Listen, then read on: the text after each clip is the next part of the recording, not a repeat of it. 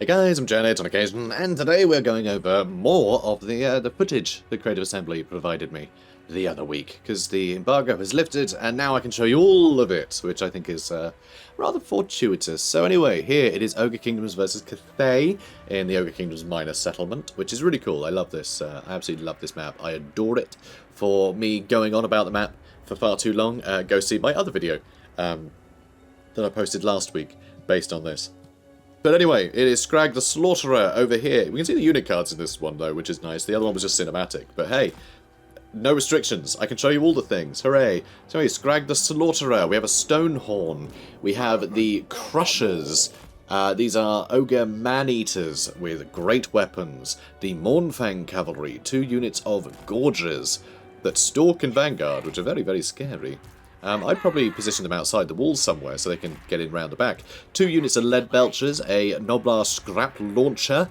We have 2, I think just Ogres. I think these are literally just Ogres, which is fine. Saber Tusk Pack, which is very, very good. I love these guys. I think they're really interesting. They fit a brilliant niche for Ogres while still remaining quite ogre-y, because they have Rampage. So they hit really hard. They're very, very fast, just like other Hound units. But the fact they Rampage means that and they're quite big too. So if you get some damage into them, which is easy because they're massive, then yeah, they're going to rampage and attack something that isn't that ideal. But if you can get them into the back line, they're going to be very, very scary because they hit so hard.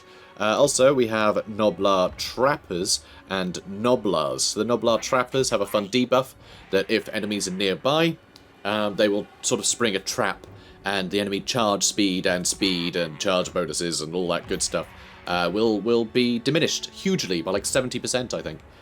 If you want to know the exact numbers and figures for everything, of course work in progress, but the current exact figures, then I've got a video on the Ogre Kingdoms roster that goes over this, so go check that out too.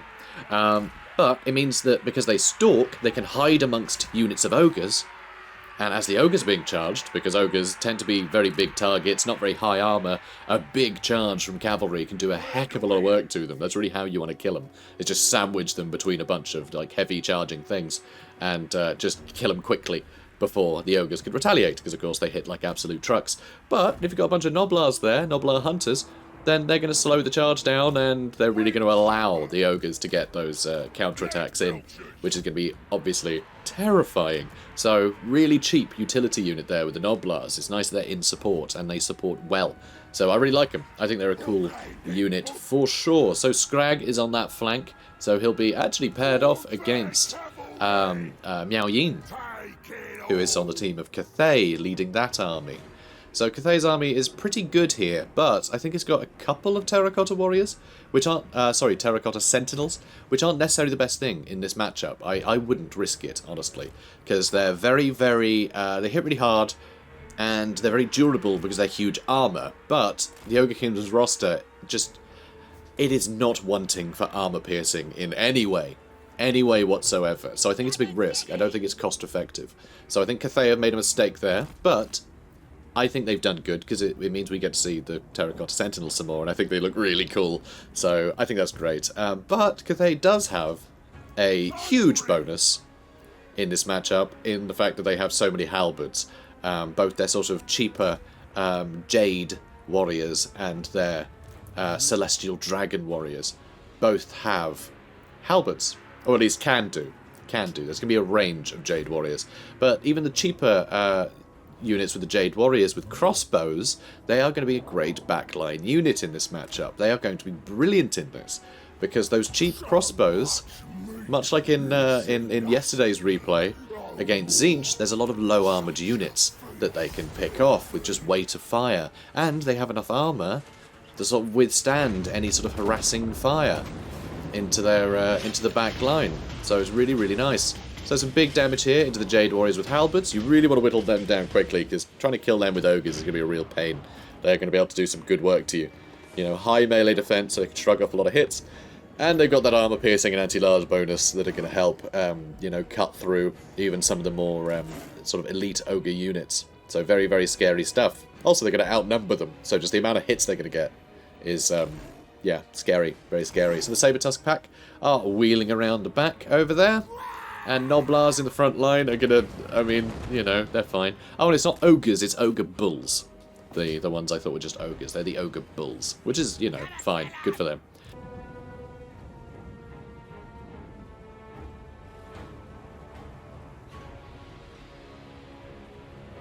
So a lot of rocket fire coming in there, and there are, I think, Celestial Dragon Warriors on this flank, along with Jade Warriors. So yeah, Celestial Dragon Guard, rather. So not great. Not great for the ogres there, but those lead belchers are going to be incredibly cost effective. Because that big armor-piercing damage, I mean, halberds don't. They don't hold up against gunpowder weaponry. You know, of course they don't. That's the trend. It's why you don't get, you know, heavily armored knights running around anymore. Turns out guns just win in that engagement.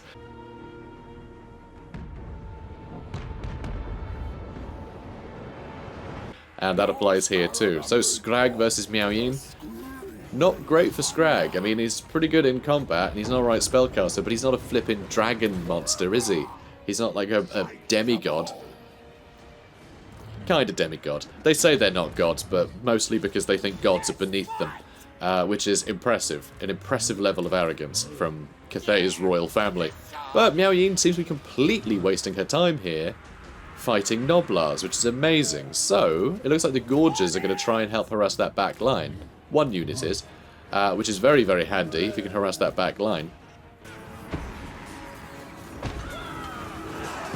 You know, remove the support from such a vital unit as your lord, and it looks like the ogres are going to fall back. But really, really interestingly, that bought a lot of time, that barricade, because Cathay, decided to go around it. So that bought some time, and of course the barricades you can just build, which I think is so cool. I love how these minor settlement battles sort of take that, you know, to have that approach now. It's almost like a real-time strategy game. Those Mornfang cavalry, unfortunately, have been really wasted. They have just been sat there getting shot at and have lost a lot of health.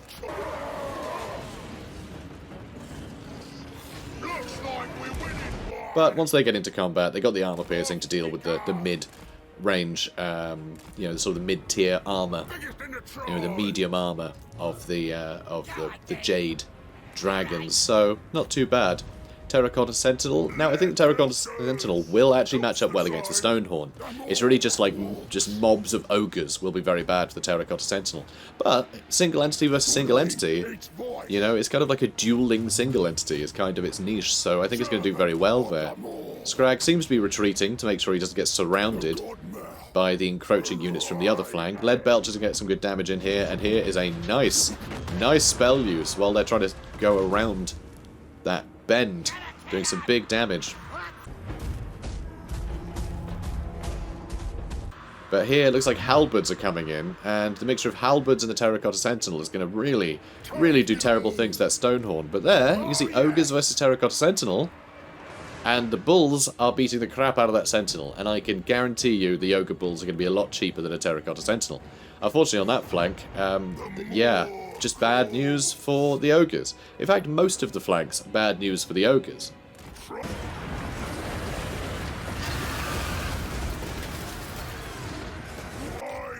That seems to be the trend at the moment. Things do not seem to be going well for the ogres, and their lord is being out-dueled by the enemy lord a huge amount. But I believe that was some regeneration being put down there with the troll guts.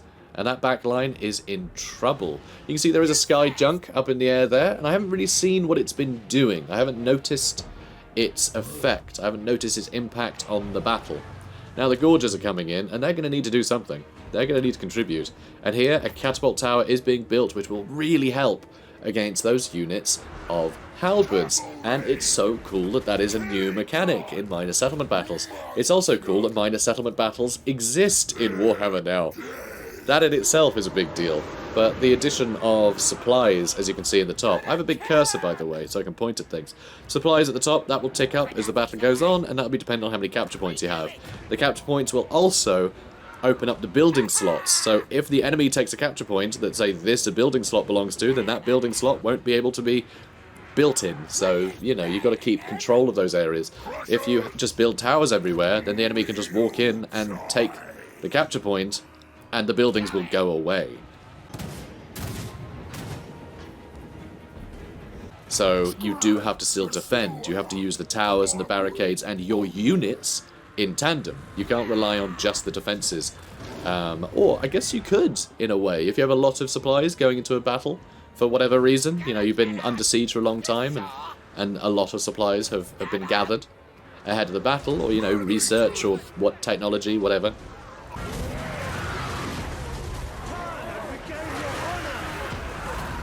Then maybe you could just build some choice towers in a few spots, knowing that they're going to get taken over, but knowing that they can soften up the things that need softening before the enemy gets into the heart of your settlement, where you have the best defences set up, you know? But who knows, it's kind of up to you, but it does give you that flexibility, which I really like. So there's Noblars just shattered. And the Gorgers are fighting Miao Yin, who has suffered quite a lot of damage. And the Stonehorn and Skrag are both up here with less than ideal health, but you can see the halberds have been pulled away from the Terracotta Sentinel, which has allowed the Gorgers up here to fight the Terracotta Sentinel in relative safety. I'd much rather be fighting one target than a bunch with specialised equipment and dealing with me. So things are actually going really well all of a sudden. The balance of power still massively in the favour of Cathay, but I can see some opportunities beginning to open up, which is interesting. So, Crushers now coming back in. Still a lot of units refusing to go forever. They are still hanging on both sides. Units are definitely more stubborn in Warhammer 3 than they were in Warhammer 2, which is really what facilitates the use of things like supplies and building towers and barricades and all that stuff. Battles take longer. You know, they're not as decisive as they once were. I'm sure you can still make incredibly decisive armies if you go all in with, you know, damage-dealing units, but generally things seem to be going at a slower pace. There's more opportunity for like a tactical retreat and to have multiple fights sort of going throughout I guess the battle in general, which I think is really cool.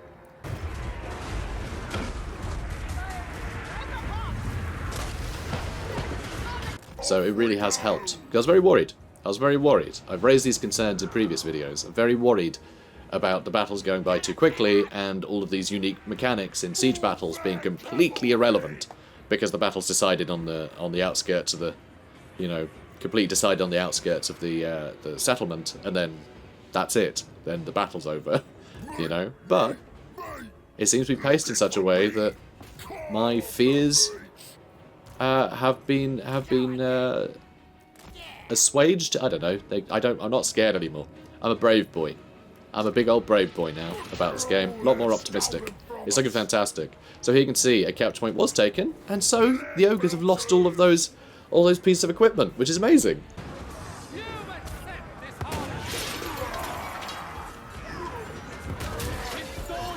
So there's actually this sort of back and forth, this sort of tug of war over these different capture points to try and gain the advantage. Of course, the attacking army can only deny the advantage to the defender. It can't get an advantage itself. It can only deny the enemy's advantage. And by that I mean the attackers can't take a capture point and use it to build stuff. Okay, only the defenders can build stuff. But the defenders can certainly stop. The attackers can certainly stop the defenders from getting a big advantage by doing that. So, you know, it's a lot of fun. It's a lot of fun, that tug of war. At least visually. I haven't got hands-on with it yet. Which is a pity for me, but yeah, I mean, it looks great.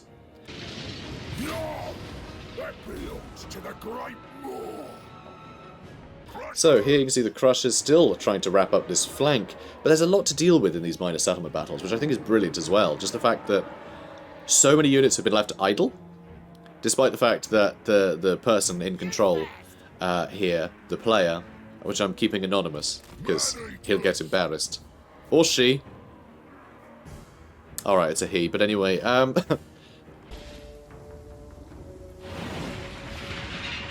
they've been going around everywhere, just constantly issuing orders, just going around just spinning around the map, constantly trying to make sure everyone's busy.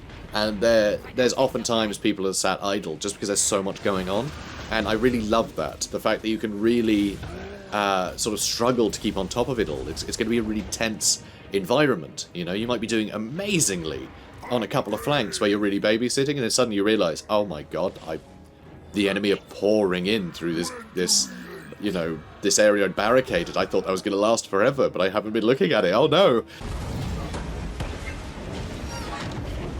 And you're going to get these really amazing moments of sort of panic, which I think is great. That's what you want. That's what you want in a battle like this and in a game like this. But what I do like is that the maps aren't so large that you can't bring reinforcements, or you can't just sort of you can't just have a neighbouring flank full back to a point where both of those flanks converge, sort of deeper into the settlement. You know, you can sort of move into the middle area just to hold there. So, you know, hold back the two prongs from one direction. So there's some interesting sort of ways of sort of mitigating disaster, but you've got to stay on your toes, and I think that's really good. It's not so big that if you lose a flank, well, they're in now. But, yeah, there's time to react, but it's distant enough that there's a lot of pressure. If something does fall, you have to really be quick to try and re-maneuver, or build new barricades to slow the enemy down, or force them to take a wider path around, or whatever else. There's a lot of flexibility here, and yeah, a lot of room for panic, and I love that. More panic the better. I love panicking in games like this. It's where I have the most fun, and it definitely looks like that is the situation. Also, you might notice the balance of power is just hugely in favour of the Ogre Kingdoms now. They've absolutely brought it back, and a lot of that was clever spell use and army ability use. This army ability has been used once or twice, so this is, you build this up by chasing down and, in quotes, killing fleeing units. You capture them for sacrifice, and then you sacrifice them using these buttons. So this top one is a regeneration ability, and that was used on the Stonehorn, and also Troll Guts, the spell, has been used a couple of times to help get both the Stonehorn and Skrag back up to health, and that was enough to bring it back. Though you can see that there's still the Sky Junk blasting, and Miao Yin isn't out just yet, though judging by how tattered her banner is looking, I'm assuming her leadership is quite poor.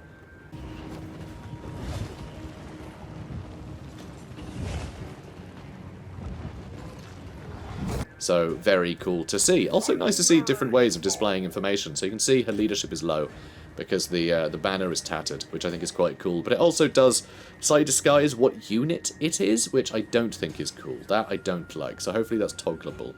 It's a nice addition, but it loses you information, which I'm not a fan of. Oh, another bit of information, by the way, which you may have to rewind to look at. But this health bar here, oh, you just probably saw it then. It's now in chunks. You'll notice this damage bit, this bit where this health doesn't exist, starts going down. But it shows you the health that was there the last time you had clicked on that unit, or possibly within a time frame. I'm not exactly sure what the stipulation is, but it means that you can actually tell how much damage something has taken. If a big volley or spell comes in, you can actually click on that unit after the spell has gone off, and you'll be able to see the chunk of health there, which is great. It doesn't obscure any information. It's just a way to present additional information in a way that just doesn't obstruct anything, and that is beautiful. That is UI masterclass, frankly. It is a great addition. I absolutely adore it. There's a lot of little, you know, quality of life improvements. But anyway, that's the battle, guys. So, if you enjoyed it, comment, like, subscribe, and stay tuned for the next one. Take care, guys. Have a good one.